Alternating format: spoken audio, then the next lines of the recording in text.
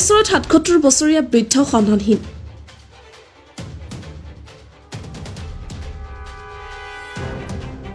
তামুলপুৰ জিলাৰ গড়েশ্বৰ থানা অন্তৰ্গত মংগলচক নিবাসী সুনীল চক্ৰৱৰ্তী যোৱা শিৱৰাত্ৰিৰ পূজাৰ পৰা নিৰুদ্দেশ হৈ আছে।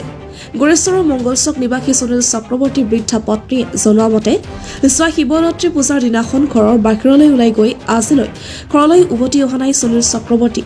বৃদ্ধা পত্নী আৰু পৰিয়ালৰ লোকে বহু বিচাৰ খোচাৰ কৰিও কোনো সম্ভেদ পোৱা নাই সুনীল চক্ৰৱৰ্তীৰ।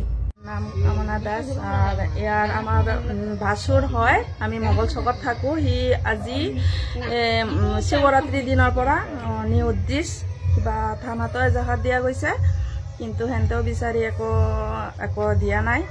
আৰ এতিয়া আমি আপোনালোকৰ ওচৰত আইছো, এতিয়া আপোনালোকে কি কৰে, এতিয়া আপোনালোকে কিবা কৰি দিয়ক। কিমান দিন হল হেৰাব? আজি 20 দিন হল, শিবৰাত্ৰি দিনেৰ পৰা হাৰাল। কিমান বয়স হ'ব তেখেতৰ? বয়স কিবা 60-70 হ'ব। মংগলচক, গড়েশ্বৰ মংগলচক থানাত জনাইছো। আলহী গড়েশ্বৰে বিচৰা গ'ল, কিন্তু এতিয়ালৈকে পোৱা নাই।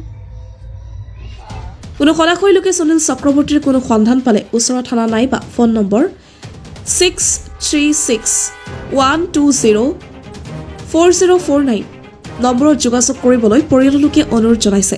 এই নাম সুনীল চক্ৰৱৰ্তী হারাইছে, তোমার শিবরাত্রির দিন হারাই গেছে।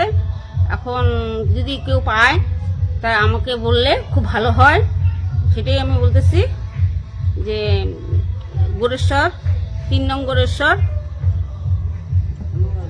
মঙ্গলচক, তার সামনেই বাড়ি, এখানে আসলেই হবে। কিমান দিন নহলে হেৰাব? 20 দিন হয়েছে। কি নাম তেখেতৰ? সুনীল চক্ৰৱৰ্তী। 75।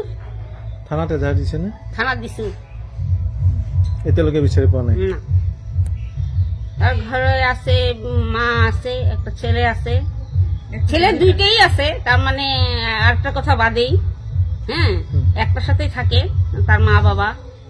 এখন অনেক খোঁজাখুঁজি করা হইতেছে, কিন্তু পাওয়া হইতেছে না। না, খুঁজে পাওয়া যায় নাই।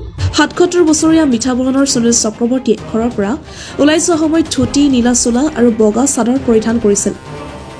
News desk report, the north east times.